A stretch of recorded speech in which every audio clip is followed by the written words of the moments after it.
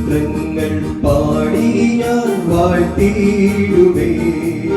ദേവാദിദേവനെ രാജാദി രാജാവേ വാഴ്ത്തി വണങ്ങിടുവേ. ദേവാദിദേവനെ രാജാദി രാജാവേ വാഴ്ത്തി വണങ്ങിടുവേ.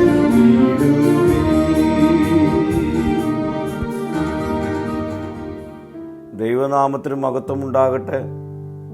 ഇന്നത്തെ പ്രഭാത ധ്യാനത്തിനായി 9-ാം സങ്കീർത്തനം 4-ാം വാക്യം.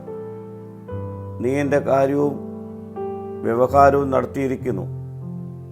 നീ നീതിയോടെ വിധിച്ചുകൊണ്ട് സിംഹാസനത്തിൽ ഇരിക്കുന്നു.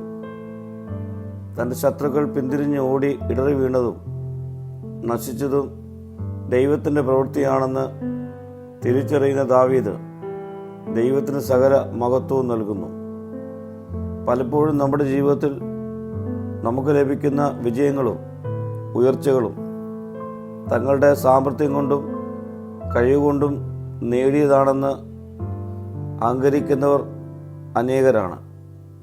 എന്നാൽ ഒരു ദൈവവൈതൽ അവൻ്റെ സകല കാര്യങ്ങളും ദൈവമാണ് നടത്തുന്നതെന്ന് ഹൃദയത്തിൽ അംഗീകരിക്കുകയും നാവുകൊണ്ട് സാക്ഷീകരിക്കുകയും ചെയ്യുന്നു.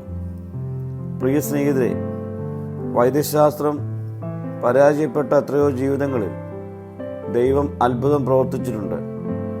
എൻ്റെ സകല കാര്യങ്ങളും അറിയുകയും എനിക്ക് വേണ്ടി കാര്യങ്ങൾ നടത്തുകയും ചെയ്യുന്ന സിംഹാസനസ്ഥനായ ഒരു കർത്താവ് നമുക്കുണ്ട്.